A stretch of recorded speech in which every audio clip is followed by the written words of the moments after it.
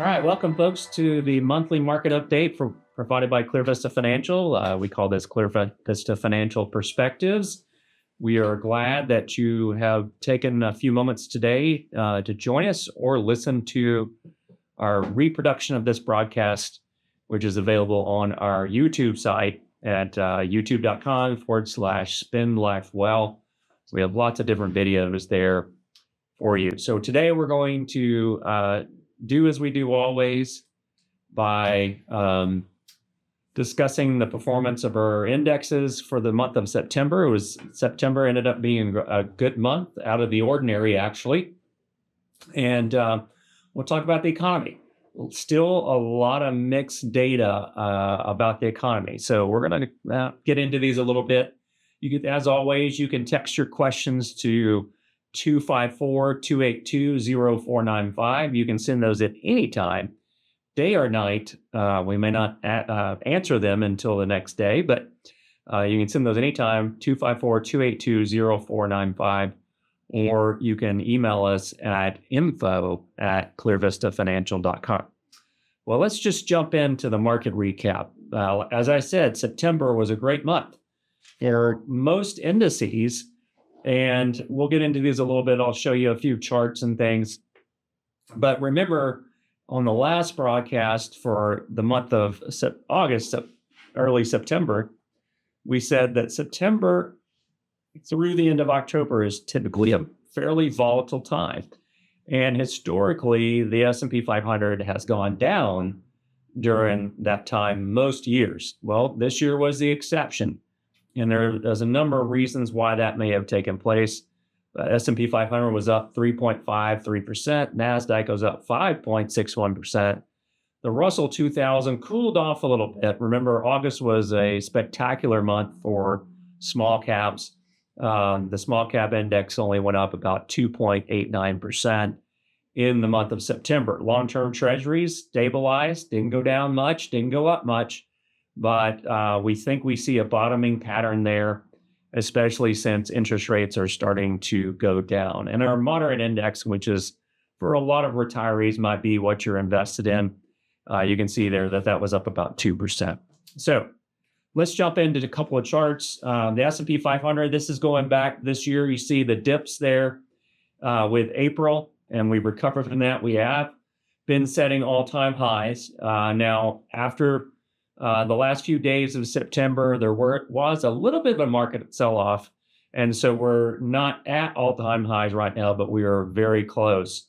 And a lot of that will depend on more economic data as it comes out. The Federal Reserve meeting later this month, a number of different things. So that's important to keep an eye on, but markets seem to be doing or reacting strongly to the data that they're presented. Okay, this is the NASDAQ. That blue line there was the all-time high. We broke out of that in the summer in June, and we have maintained those levels above at near all-time highs. Russell 2000 just can't seem to break out of that resistance there. The blue line there indicating the resistance going all the way back to 2021. And we'll see in October, if the Russell 2000 is able to break out and go to new highs. Right now, not so much. You can definitely see there by that line that's a strong form of resistance. And for small caps, a lot of that is fueled by interest rate cuts and lower interest rate. We had an interest rate cut in September. We'll talk about that in a moment, but we still haven't seen enough data there for small caps to take off. Long-term treasuries, we know the sad picture, the end of a 40-year bull market in bonds. It's still struggling. We are seeing that to stabilize. You see a consolidating pattern here at the bottom for the last 12 months or so. But still, that's going to depend on the interest rate futures and then also to the future of the economy. Moderate index did finally break out to all-time highs in August, but you can see that goes back to 2021 as well. And I'm really coming out of COVID. We still haven't We recovered, but we still are staying above that level breakout. So that's a positive sign, indicating that stocks really are pulling the weight there. Bonds, not so much, but stocks are pulling their weight now. And I'll leave this disclosure up for us. There will be a quiz at the end of the day's program. All right, volatility. We are still in that seasonally volatile time for the S&P 500, okay? Now, that does decline in the last quarter of the year. So if history is any indication of what's going on, then this is going to be a less volatile time of the year. We've got 2 Federal Reserve meetings during this time. We've got the expiration of some of the tariff deadlines. So a lot of things can happen in this period, but we typically historically see less volatility in the fourth quarter of the year. All right, so let's jump in and talk about what's going on in the economy. Reminder, folks, you can text us 254-282-0495, 254-282-0495, or you can email us at info@ClearVistaFinancial. All right, so let's take a look at the Treasury yield curve. Remember, for about 3 years now, this yield curve was inverted, where the shorter end of the yield curve was higher than the longer end of the yield curve. That has reversed. Now, typically, historically, when you have that reversal of the yield curve, of an inverted yield curve like it has been, the economy tends to go into a recession. We haven't seen it this time. So that doesn't mean we can't have one. Does that mean the risk of a recession is off? No. Just means we have not seen it in the typical fashion that we have historically. But it's something to watch. We're still seeing short-term yields fairly high and long-term yields a little bit higher, but not near where they were a year or two ago. Federal funds update. This is the forecast. There was a 1/4 point interest rate cut by the Federal Reserve on September 17th. Markets had really already baked that into their expectations. I think markets were a little disappointed there wasn't a 0.5 percentage point rate cut. All that will begin to trickle through the banking and lending system. We've already seen, fixed annuities drop by 1/4 point or more. So you're going to see that trickle down. And then the Fed is meeting at the end of the month. So they may cut interest rates again. We expect at least one more interest rate cut by the end of the year. Of course, we said that last year too. But this is the Federal Reserve. Of all the Federal Reserve presidents around the country, this is where they expect interest rates to be in the future. And you can kind of see there's a few here, 1 or 2, that expect that interest rates will be below 3. Right now, they're in the 4 to 4.25% range. Some expect them to be around 4. And then, like, going on next year, we see almost everybody's saying that they're going to be below 4%.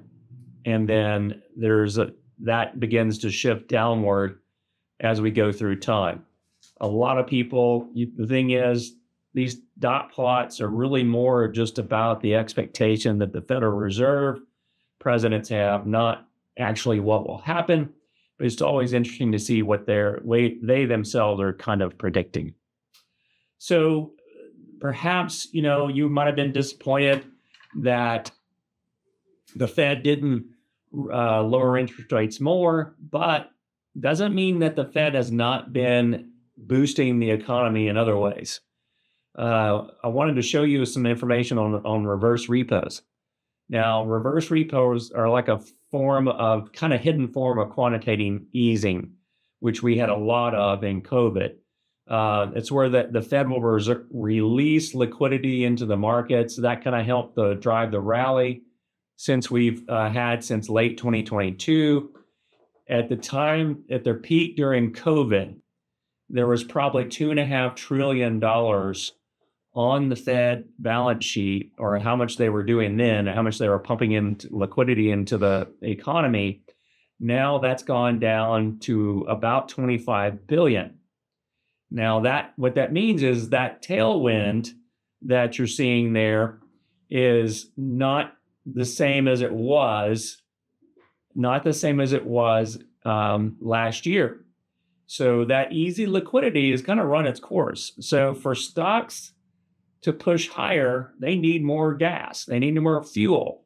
One possibility is that the Fed might be reintroducing the traditional repo agreements, which those directly lend liquidity to banks so they can loan more money, et cetera.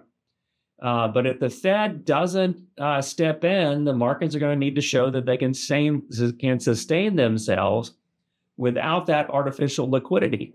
And that's something we haven't seen in a long time. We don't know if the markets can handle that. So what this could mean is that during this period could be more volatility in the markets as investors test whether or not the bull market can continue on its own. It's amazing to learn all the different things of how the Fed, the Treasury, all these different things are, and even individual companies themselves are influencing the direction of the markets. So let's talk a little bit about economic growth, money supply, some recent revisions in the economy with employment, signaling that the economy was really weaker than we officially thought. Most of the growth in jobs came from the government and healthcare jobs, while employment in the private sector actually shrank during the month of August, and they revised some other months too. So we're going to get into that just a little bit more in detail in a moment. But you've heard me on here several times talk about the money supply, or M2. Now, that money supply dropped pretty rapidly in 2022, 2023, and that we were concerned about that the economy may be contracting too quickly. But that was just really kind of a hidden slowdown in the economy, if you will. So immigration could be affecting the growth of the economy. Deficit spending during that time also temporarily propped up things, but all those are slowing. The government's not pouring money into the economy like it was in 21, 22, 23. So, we're expecting that the Fed is going to cut rates again at least once this year. That will help boost liquidity in the markets, but it's more like putting out a fire rather than creating new growth. It just keeps the economy from slowing as fast. So looking ahead, a smaller government role may set the stage for stronger private sector growth, but in the short run, we should expect some economic headwinds, okay? Let's look at GDP. This is one of the contrarian views. Employment slowing, but gross domestic product is stronger. The economy is proving more resilient than we expected. So it's kind of hard to read all these different variables to determine what's going on. But they revised the second quarter GDP growth upwards, and that's a positive there. The core GDP, which strips out all the volatile categories, came in at a healthy 2.9% annualized. And that's showing that the underlying demand is still pretty solid. Now, we haven't gotten GDP numbers yet for the month of September. Since the government shut down a couple of days ago, that may be delayed. We're also looking at employment, and that might be delayed as well. So we think inflation is contained. The CPI did tick up just a little bit. The Consumer Price Index did tick up a little bit in September and August, but we don't think there wasn't any big surprises there. So employment, this was the big news, and people got fired. President Trump didn't really like the results. Predicting employment or even estimating payrolls, it is not an exact science. ADP, the employer payroll services company, they do predictions. Then the Bureau of Labor Statistics does predictions. And that's all they are. They're basing their predictions and numbers off surveys. And I don't know about you, but I'm not a big survey taker anymore like I used to. And so I'll get around to doing the survey when I've got time, and I may not do it at all, even though you're requested to do those things. So companies are the same way. They don't necessarily have the time to report these things. So that's why they go back, and it is common to go back even a year, and they do that in March, do a April to March time frame. It's common to go back and revise payrolls up or down. In this case, it was down. We were expecting 77,000 new jobs. It was actually only 22,000. The prior months were revised down by 21,000. So the net gain was only about 1,000 jobs. So that seems kind of drastic on an economy as big as the U.S. Private payrolls, 38,000 new jobs, but the majority of them were in healthcare. There were still continuing losses in manufacturing. So this whole process of, we've talked before about how efficient American manufacturing is. Payroll, those jobs continue to drop. And unemployment ticked up just a little bit for the month, and that was at 4.3, still within normal ranges that we see there. But we may see, increased employment numbers decline as the economy cools off a little bit. So if you take all these things into context, it does show a weakening, but still slowly growing economy. And that's going to give the Fed, I think, more reasons to cut here at the end of October when they meet. Okay. All right. Producer price index. This is another indication of inflation. They unexpectedly declined in August, pointing to some inflation pressures being eased. On an annual basis, the prices are still rising modestly, with goods up just over 2%, services around 3%. So these things are all okay. This also supports the notion that inflation is on a downward trend, despite some of those earlier concerns about tariffs and things. So, we did see the Federal Reserve cut rates, and I think they'll continue to do that.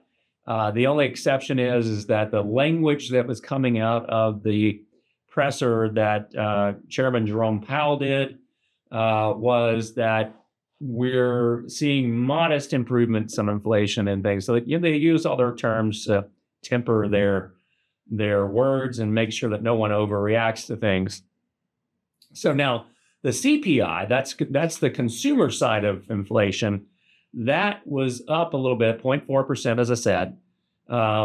So once again, the hot part of that is the housing cost, and airline fares were the biggest contributors.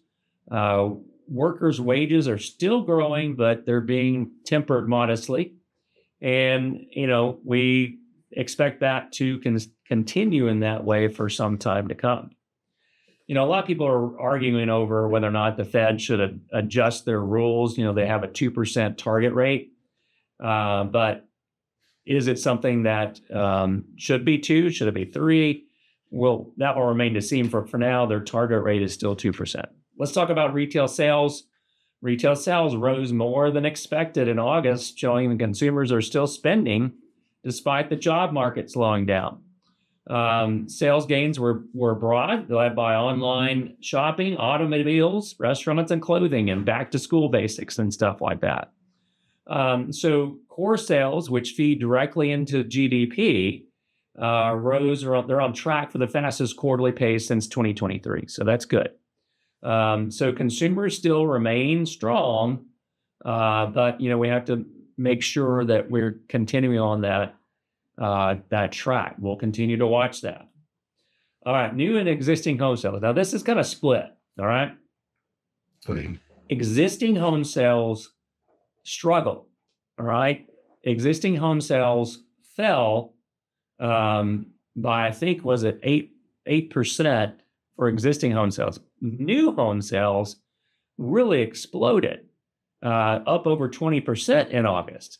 So once again, a little bit of a dynamic there. It could be, interest rates for mortgages dropped just a little bit, and I think there might have been some, perceived results of that going on there. But we'll have to watch the Fed rate cuts underway. Affordability is improving. We're seeing in the data, the median price is dropping a little bit, but that could stimulate a modest recovery in the housing market. Will remain to be seen. Housing starts were down in August. That's a seasonal type thing, we think. And so we're not too concerned about that, especially when you have new home sales and what's going on there. Okay, let's talk about the impact. What does this all mean? You want to make sure that you're talking to your advisor and reviewing your financial plan. With the One Big Beautiful Bill, that would be a lot of changes coming in the tax code. We've been doing webinars on that and some events. If you have not talked to your advisor about that, you'll want to make sure that you do, so that you can make sure you're taking steps to make changes to your retirement plan so that you can get those by the end of the year and certainly next year.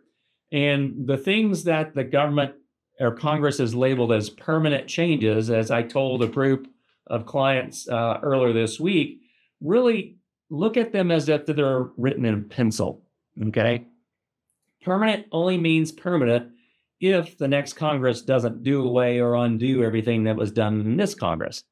So keep that in mind. If you're thinking about doing Roth conversions, this year might be the year, next year might be the year, and who knows after that? Well, all we know right now is what's in place right now.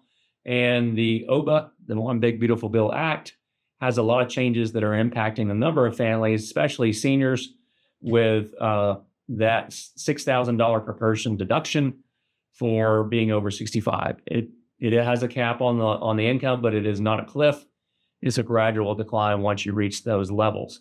So you need to take a look at your 401k. A lot of folks, 401ks are still struggling because they're not getting advice. They've kept them invested in whatever's been there since the plan was set up. You need to take a look at that. That, for many people, that is your largest retirement asset, your largest asset sometimes beyond your home. And you need to make sure you're staying on top of those things. So, as always, check your statements. It's been a good year so far. Talk to a professional. Make sure you're educating yourself. And please, please, please, folks, with the exception of our videos, don't watch the YouTubers, especially if they're 19 and they are telling you about how to interpret the tax code. We're seeing this stuff all the time. A lot of it's artificial intelligence generated, and a lot of it is absolutely wrong, incorrect.